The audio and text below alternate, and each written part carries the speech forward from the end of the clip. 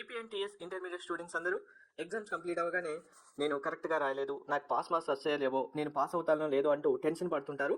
So paper correction చేసే టైంలో pass marks ఎలా ఇస్తారు? మీరు పాస్ మార్క్స్ అనేది మనకు 2 క్రైటీరియాస్ ఉంటాయి మేజర్గా. ఒకటి సబ్జెక్ట్ వైజ్గా అయితే, ఇంకొకటి ఓవరాల్గా మనకు వచ్చే పర్సెంటేజ్ ఆఫ్ మార్క్స్ బేస్ చేసుకుని స్టూడెంట్స్ అయితే ఈజీగా పాస్ చేస్తుంటారు. సో ఈ పాస్ చేయడానికి మీరేం చేయాలి, కరెక్షన్ చేసిన టైంలో లెక్చరర్స్ మిమ్మల్ని ఎలా పాస్ చేస్తారు అనేది క్లారిటీగా చెప్తాను, వినండి. సో మీరు చూసే ఉంటారు, ప్రతి ఒక్క స్టూడెంట్ ఇప్పుడు మ్యాథ్స్లో 27 మార్క్స్ వచ్చాయి, కరెక్ట్గా బార్డర్ పాస్ అయ్యామని చెప్తుంటారు. అసలు నేను మార్క్స్ ఏమీ రాయలేదు, నాకు అసలు రాశానో లేదో తెలియదు, నేను పాస్ మార్క్స్ వచ్చాయి, పాస్ అయ్యాని చెప్తుంటారు. ఇప్పుడు 21 మార్క్స్ ఫిజిక్స్, కెమిస్ట్రీ, బాటనీ, జువాలజీలో నాకు ఎగ్జాక్ట్గా 21 మార్క్స్ వచ్చాయి, నేను పాస్ అయ్యాని చెప్తారు. ఇంగ్లీషు, సాంస్క్రిట్, సివిక్స్, ఎకనామిక్స్, కామర్స్లో 35 మార్క్స్ ఎగ్జాక్ట్గా వచ్చాయి, పాస్ అయ్యాని చెప్తారు. మరి మీరు ఆన్సర్స్ స్క్రిప్ట్ రాసే టైంలో ఎగ్జాక్ట్గా 27 మార్క్స్, 21 మార్క్స్, 35 మార్క్స్కే పేపర్ రాసి వచ్చి ఉంటారా? ఒకసారి క్లియర్గా ఆలోచించుకొని చూడండి. ఇలానే చాలామంది స్టూడెంట్స్ చెప్తూ ఉంటారు కదా, మనకు పాస్ అయ్యే టైంలో నేను ఎగ్జాక్ట్గా బార్డర్ పాస్ అయ్యాను. ఇదే మాట మీరు రిజల్ట్స్ వచ్చిన టైంలో వందల వేల మంది చెప్తుంటారు. మరి ఇక్కడ ఇలా బార్డర్ పాస్ ఎందుకు అవుతారు స్టూడెంట్స్ అనేది మీరు రాశారని కాదు, డైరెక్ట్గా పేపర్ కరెక్షన్ చేసే టైంలో లెక్చరర్సే స్టూడెంట్స్ని పాస్ చేస్తుంటారు. ఒకటి సబ్జెక్ట్ వైజ్ క్రైటీరియా తీసుకుంటారు, ఇంకొకటి ఓవరాల్ మార్క్స్ క్రైటీరియా తీసుకొని పాస్ చేస్తారు. ఇవి ఏంటి అనేది మీకు క్లారిటీగా చెప్తాను. ఇది అర్థమైతే మీరు ఎంత ఈజీగా పాస్ అవ్వచ్చు అనేది కూడా క్లారిటీ అవుతుంది. సో ఇలా పాస్ అవ్వాలంటే మీరు పేపర్లో ఆన్సర్స్ ఎలా రాయాలి అనేది కూడా నేను క్లారిటీగా చెప్తాను. వీడియో స్కిప్ చేయకుండా చూడండి, లైక్ చేసి తప్పకుండా షేర్ చేయండి. కంప్లీట్ అప్డేట్స్ కోసం ఛానల్ సబ్స్క్రైబ్ చేసుకొని బెల్ బటన్ అయితే ప్రెస్ చేయండి. టెలిగ్రామ్ ఛానల్ లింక్ డిస్క్రిప్షన్లో ఉంది, మీకు కావాల్సిన మెటీరియల్స్ అన్ని అవైలబుల్గా ఉన్నాయి, ఒకసారి అందరూ వెరిఫై చేసుకోండి. సో ఫస్ట్ ఇప్పుడు maths 1A, 1B, 2A, 2B, physics, chemistry, botany, zoology, మీకు లాంగ్వేజ్ సబ్జెక్ట్స్ అయినా సివిక్స్, ఎకనామిక్స్, కామర్స్ సంబంధించి అయినా సరే. సో ఇప్పుడు 27 మీకు పాస్ మార్క్స్ రావాలి. ఎన్ని మార్క్స్కి? 75 మార్క్స్కి 27 రావాలి. ఇక్కడ 60 మార్క్స్కి 21 మార్క్స్ రావాలి. ఇక్కడ 100 మార్క్స్కి 35 మార్క్స్ రావాలి. కానీ పేపర్ కరెక్షన్ చేసే టైంలో ఒకవేళ స్టూడెంట్కి 27 మార్క్స్ రాకపోయినప్పటికీ మీకు 22+ మార్క్స్ వస్తున్నాయి, మీరు పాస్ అవుతారు. ఇక్కడ 60కి మీకు 16+ మార్క్స్ వస్తున్నాయి, మీరు కూడా పాస్ అవుతారు. 100కి ఇక్కడ 30+ మార్క్స్ వస్తున్నాయి, మీరు కూడా ఆటోమేటిక్గా పాస్ అవుతారు. అందుకే స్టూడెంట్స్ అందరూ బార్డర్లో పాస్ అయ్యారని చెప్తుంటారు. సో అసలు ఈ బార్డర్ పాస్ అంటే ఏంటి అనేది ఇప్పుడు మీకు క్లారిటీగా చూడండి. ఏం చేస్తారంటే ఇప్పుడు ఇక్కడ మనకు 5 మార్క్స్ అనేవి గ్రేస్ మార్క్స్గా ప్రతి సబ్జెక్ట్ సంబంధించి తీసుకుంటూ ఉంటారు. ఎగ్జాంపుల్, ఇప్పుడు మీకు మ్యాథ్స్ సబ్జెక్ట్ ఉంది, 27 మార్క్స్ రావాలి. మీరు ఆన్సర్స్ అయితే రాశారు, పేపర్ కరెక్షన్ చేశారు, అయిపోయిన తర్వాత మీకు జస్ట్ 22 మార్క్స్ వచ్చాయి. కానీ ఇప్పుడు ఏం చేస్తారు లెక్చరర్ అంటే, ఇది ప్రతి సబ్జెక్ట్కి ఎలా ఉంటుంది, 5 మార్క్స్ లెస్ వస్తాయి కనుక మీరు మ్యాథ్స్లో ఈ 20 మార్క్స్ 22 మార్క్స్ వచ్చిన క్వశ్చన్స్కి ఆన్సర్స్ కాకుండా మిగిలిన ఆన్సర్స్ ఏవైతే ఉంటాయో వెరిఫై చేస్తారు. ఒక ఆన్సర్ రైట్గా రాశారు కానీ అది మీకు ఇర్రిలవెంట్, సో ఆ చాప్టర్ నుంచి సంబంధించిన ఆన్సరే కానీ ఇర్రిలవెంట్, ఓకే, రాసినందుకు ఒక మార్క్స్ ఇస్తారు. సో జస్ట్ ఒక ఫార్ములా అప్లై చేశారు, ఫార్ములా మాత్రమే రాశారు, మిగిలిన ఏది మీరు సాల్వ్ చేయలేదు, ఇక్కడ ఒక హాఫ్ మార్క్ ఇస్తారు. ఇలా మిగిలిన క్వశ్చన్స్ అన్నింటిలో ఒక్కసారి వెరిఫై చేసినప్పుడు ప్రతి దాంట్లో 1 మార్క్ ఇస్తారు, 1.5 మార్క్ ఇస్తారు. ఒక క్వశ్చన్కి మీకు 2 మార్క్స్ ఇచ్చారు, ఇంకా అందులో మార్క్స్ వేయడానికి ఛాన్స్ ఉందన్నప్పుడు ఇంకొక 1 మార్క్ కలిపి 3 మార్క్స్ కూడా యాడ్ చేస్తారు. కంప్లీట్గా అప్పుడు ఏం చేస్తారంటే మీకు కంప్లీట్గా ఇప్పుడు 22 మార్క్స్ వచ్చిన స్టూడెంట్ని డైరెక్ట్గా మీకు ఒక 26.5 మార్క్స్ వచ్చే వరకు తీసుకెళ్తారు. ఇక్కడ 5 మార్క్స్ అంటే 5 మార్క్స్ యాడ్ చేయరు, 4.5 మార్క్స్ అందరికీ యాడ్ చేయడానికి ట్రై చేస్తుంటారు. మరి ఈ 4.5 మార్క్స్ యాడ్ చేస్తే ఏమవుతుంది, 26.5 అంటే డైరెక్ట్గా ఏమవుతుంది, మీకు ఆటోమేటిక్గా మీకు 27 మార్క్స్ వచ్చేస్తాయి. అలానే ఇప్పుడు ఈ 21 మార్క్స్ ఉన్న ఫిజిక్స్, కెమిస్ట్రీ, బాటనీ, జువాలజీ అయినా సరే ఇలానే క్వశ్చన్ పేపర్లో మీకు 1 mark, half mark, biology, zoology అయితే డయాగ్రామ్ వేసిన, డయాగ్రామ్స్కి ఇర్రిలవెంట్ నేమ్స్ రాసిన, సేమ్ కాన్సెప్ట్స్ రాసిన, సివిక్స్, ఎకనామిక్స్, ఇంగ్లీష్ అయితే సేమ్ ఇలానే మీకు సేమ్ లెసన్ నుంచి అదే క్వశ్చన్కి ఆన్సర్ రాకపోయినా వేరే రిలవెంట్ ఆన్సర్ రాసినా, అలాగే కొన్ని మెయిన్ ఇంపార్టెంట్ పాయింట్స్ రాసి వాటిని హైలైట్ చేసినా కానీ మీకు మార్క్స్ అయితే ఇచ్చి పాస్ చేయడం జరుగుతుంది. అందువల్లే అందరు స్టూడెంట్స్ బార్డర్ పాస్ అయ్యని చెప్తుంటారు. మీరు కూడా బార్డర్ పాస్ కావచ్చు. ఇంకా నేను చదవలేదు, నాకు రాదనుకున్న స్టూడెంట్, కానీ మీరు ఏం చేయాలి, ఇప్పుడు బార్డర్ పాస్ చేస్తున్నారు కదా, ఇప్పుడు నేను చెప్పినట్టు అని మీరు ఇక్కడ 22 మార్క్స్ వస్తే చేస్తారని మీరు 20 మార్క్స్కే రాశారనుకోండి, పాస్ అవుతారా? అవ్వరు. ఇక్కడ 16 మార్క్స్ మినిమం రావాలి, కానీ నేను 15 మార్క్స్కే పేపర్ రాశానంటే అవుతారా? ఇక్కడ కూడా అవ్వరు. మరి 35 మార్క్స్కి 30+ రావాలంటే నేను 30 మార్క్స్కే పేపర్ రాసేస్తాను, అయితే అవుతారా? 30 మార్క్స్కి మీ పేపర్ రాస్తే మీకు 35 మార్క్స్ ఎలా వస్తాయి? 30కి 30 కూడా పడవు కదా.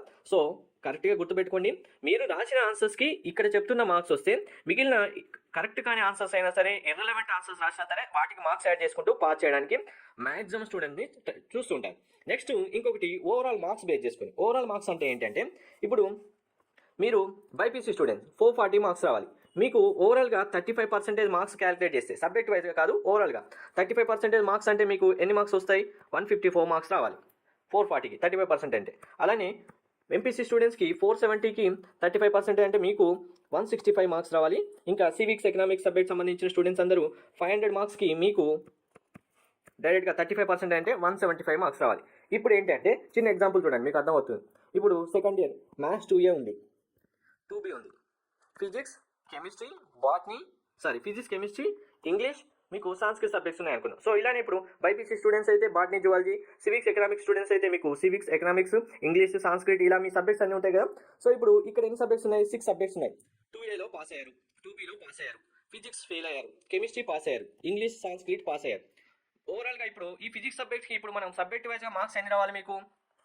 మీకు 16 మార్క్స్ రావాలి 21 మార్క్స్కి పాస్ చేయడానికి. కానీ 16 మార్క్స్ కూడా రాలేదు ఈ సబ్జెక్ట్లో.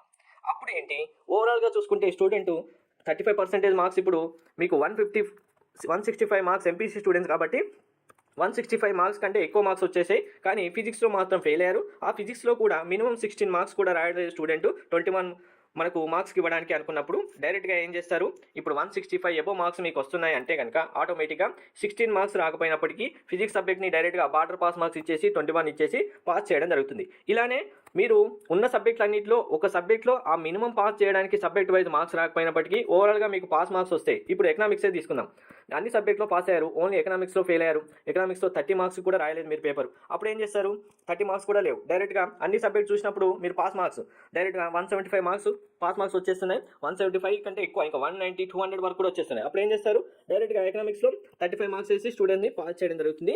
ఇది 1 సబ్జెక్ట్ గ్రేస్ మార్క్స్ అనేది యాడ్ చేయడం జరుగుతుంది. సబ్జెక్ట్ వైజ్గా బార్డర్ పాస్ మార్క్స్ ఎలా ఉంటుందో ఓవరాల్గా అన్ని సబ్జెక్ట్స్ పాస్ అయ్యి ఒక సబ్జెక్ట్ మాత్రమే ఫెయిల్ అయిన స్టూడెంట్కి గ్రేస్ మార్క్స్ పాస్ అనేది ఇక్కడ ఉంటుంది. ఇవన్నీ మనకు పేపర్ కరెక్షన్ చేసే టైంలో వాళ్ళు లెక్చరర్స్ అందరూ చేస్తుంటారు. కామన్గా ప్రతి ఇయర్ ఇదే ప్రొసీజర్ ఉంటుంది. సో మనకు ఇప్పుడు మీరు ఇక్కడ మరి నేను 1 సబ్జెక్ట్ మాత్రమే తీసుకొని చేస్తారు కదా అని చెప్తే నేను 2 సబ్జెక్ట్ ఫెయిల్ అయ్యాను, మరి మిగిలిన సబ్జెక్ట్స్ అన్ని పాస్ అయ్యి నాకు 470కి నాకు 300 కూడా వచ్చాయి, నన్ను పాస్ చేస్తారంటే నో చేయరు. ఓన్లీ 1 సబ్జెక్ట్ మాత్రమే ఇక్కడ ఛాన్స్ ఉంటుంది ఓవరాల్ మార్క్స్ బేస్ చేసుకొని. అదే ఇండివిజువల్ సబ్జెక్ట్ చూసినప్పుడు ఇండివిజువల్ సబ్జెక్ట్లో మీకు ఎన్ని సబ్జెక్ట్స్ అయినా కానివ్వండి. ఇప్పుడు సపోజ్ ఇండివిజువల్ సబ్జెక్ట్ చూసినప్పుడు మీరు botany zoology physics chemistry English Sanskrit ఉంది, ఇండివిజువల్ సబ్జెక్ట్ చూస్తున్నారు. బాటనీలో డైరెక్ట్గా బార్డర్ పాస్ మార్క్స్ 16+ వచ్చాయి, ఎస్ పాస్ చేస్తారు. ఇక్కడ 16 వచ్చాయి, పాస్ చేస్తారు. ఇది ఆల్రెడీ పాస్ అయిపోయారు. ఇంగ్లీష్లో మీకు 32 వచ్చాయి, ఎస్ ఇక్కడ కూడా 35 వేసేసి పాస్ చేస్తారు. సో ఇలా పాస్ చేస్తారు. కానీ డైరెక్ట్గా ఇండివిజువల్ సబ్జెక్ట్ అయితే ఇలా పాస్ చేస్తారు. కంప్లీట్ అన్ని సబ్జెక్ట్స్ అయిపోయి ఒక సబ్జెక్ట్ మాత్రమే ఫెయిల్ అవుతున్నప్పుడు ఇలా ఓవరాల్ మార్క్స్ చూసుకొని అయితే పాస్ చేస్తారు. సో ఇలా పాస్ మార్క్స్ రావాలి, నేను ఖచ్చితంగా పాస్ అవ్వాలంటే మాత్రం మీరు చేయాల్సింది ఏంటంటే ఫస్ట్ మీకు వచ్చిన ఆన్సర్స్ నీట్గా రాసేయండి. 1 2 3 4 నీట్ హ్యాండ్ రైటింగ్తో. ఇందులో కంప్లీట్గా హెడ్డింగ్స్ ఉంటే హెడ్డింగ్స్ అండర్లైన్ చేయండి, ఫార్ములాస్ అయితే ఫార్ములాస్, మీకు వాల్యూస్ ఉంటే వాల్యూస్, లేదంటే నేమ్స్ ఉంటే నేమ్స్ పర్టికులర్గా నేమ్స్ హైలైట్ చేస్తూ రాయండి.